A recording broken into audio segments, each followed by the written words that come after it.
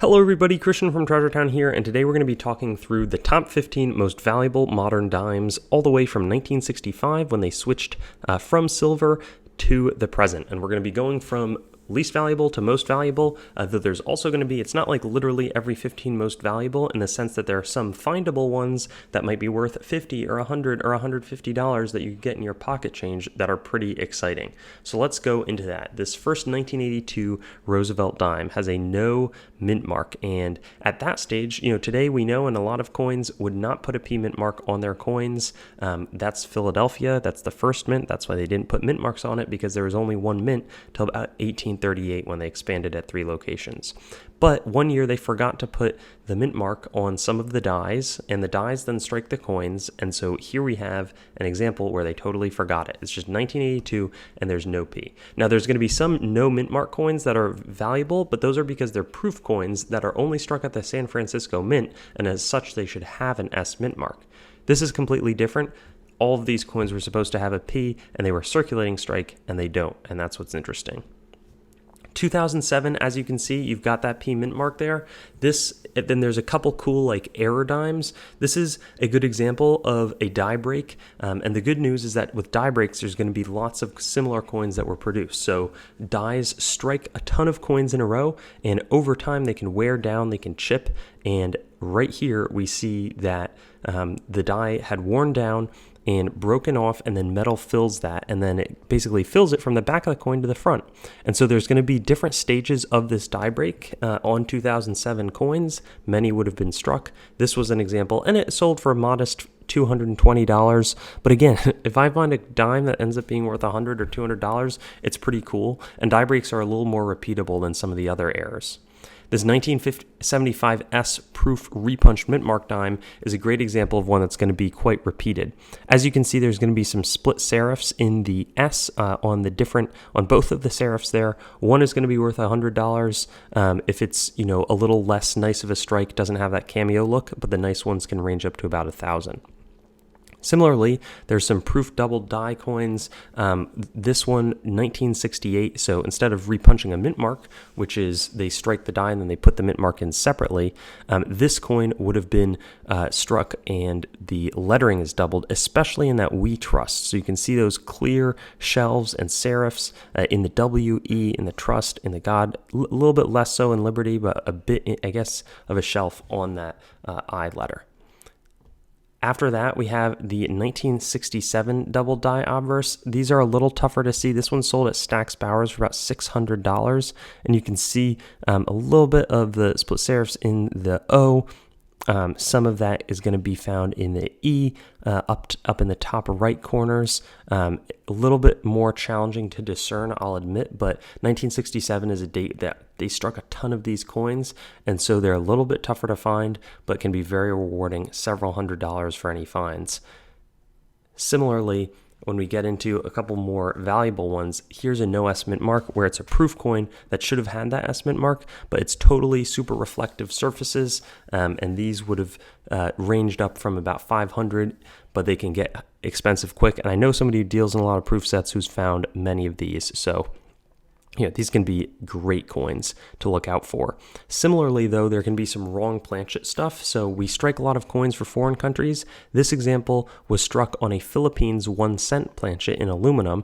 Of course, looks a little off. It's off center. It's not proper, but somehow one of those Planchets fell in between the dies that were striking tons of Roosevelt dimes, and here we have it. Then there's also a copper Planchet. So in this example, my guess is that doesn't have the copper plating. So clad dimes are clad with an outer layer of nickel, but there's an inner layer that's just copper. So it's going to be a little bit of a lighter Planchet. It also could have been a penny Planchet. I'm not exactly sure. Fred Weinberg is a famous dealer, often in errors, and this sold for about $2,000 about now 13 years ago. It's a long time. I started making videos probably in 2017. So at that point, it was like, hey, this is 5 years. But now there's a lot more auction history. So kind of interesting. But if you ever see whether it's a missing clad layer or just struck on a copper flan, very interesting coins to look out for. And here we have a gold looking one that, again, I told you so many different coins we've been striking, countries we've been striking coins for. One of those being Liberia, and here we have a Liberia 1 cent Planchet, $3,000, so really going up the list in terms of the value. And this is one that I really want to highlight. So there can be silver Planchets that stuck around the mints. This one actually circulated, so people found it in pocket change. It's AU58. You can see a lot of the kind of nicks and the hits on the coins. So super interesting background, obviously. These silver Planchets stopped being used in 1964. They did strike them until 566, and they would backdate them to 1964. So it's not implausible that, a silver Planchet falls on the ground. Eventually it makes its way back and gets struck. But it's pretty uncommon that you see these. More likely is to have these in 1965, which that might be one of the ones. I forget exactly. I made this presentation a little while ago, also with some help. But this one is over 5,000. So that's like a really significant amount of money that you could find, and that somebody did find sitting in pocket change. And here's exactly 1965. So this one sold more recently. Again, it's a great example because it's AU58. I don't want to show you only things that are totally unfindable. This one did circulate. It picked up a little bit of wear and sold for over $10,000. And again, that's that year after, because I believe in the year 65 and 66, they were striking and using up all of their old silver resources to strike a ton of coins. Now, we're going to get to some more rare no-S Mintmark coins. I mentioned the 1970, it's a little more common. It ultimately just is how many are out there. And so this example, I think the population is going to be a lot smaller, and it's going to be very reflective again. So there are 1975, 1968, 1970 coins that are not going to be as special because they are not a proof strike. It has to be proof, but I mean, the value on this one really is a big step up from some of the previous, and there are multiples of these out there. This one is just a really cool novelty. It sold recently in a Stacks auction, but it's a 2 reverse die Roosevelt dime. There's also a similar like 2-tailed quarter, but this is just so fascinating because basically instead of pairing an obverse die with a reverse die, they just used 2 reverse dies on either side of the coin, struck it. The pressure is way off, so the lettering is really weak around the edges, but it's about a $40,000 item at auction, and this one's kind of a fresh auction record that's really fun for me to be able to tell you guys about, kind of a highlight error coin. Similarly, in 1995, they had a Mule coin. This is over $50,000. So instead of pairing 2 dime reverses, they actually paired a penny reverse on one side and a dime on the back. There are also, I should call out at this point, some 2001D. There's been like 6 of those that have come out. I think that there's also one from like 1993. But really, really fascinating just that this can even happen. And the penny and the dime are similar enough size where you see a little bit like these edge letters are creeping up on the edge. But the dime, on the back is pretty intact. Super fascinating. Again, 57,000. And last but not least, we have number 1. You probably saw this coming, but it's fun that there's a recent auction result that I probably have seen some other people talking about, but if you didn't know, and it's super interesting, right? In 1975, we had some of these no-S proofs, but it's been super uncommon to see these actually in practice being found, being sold.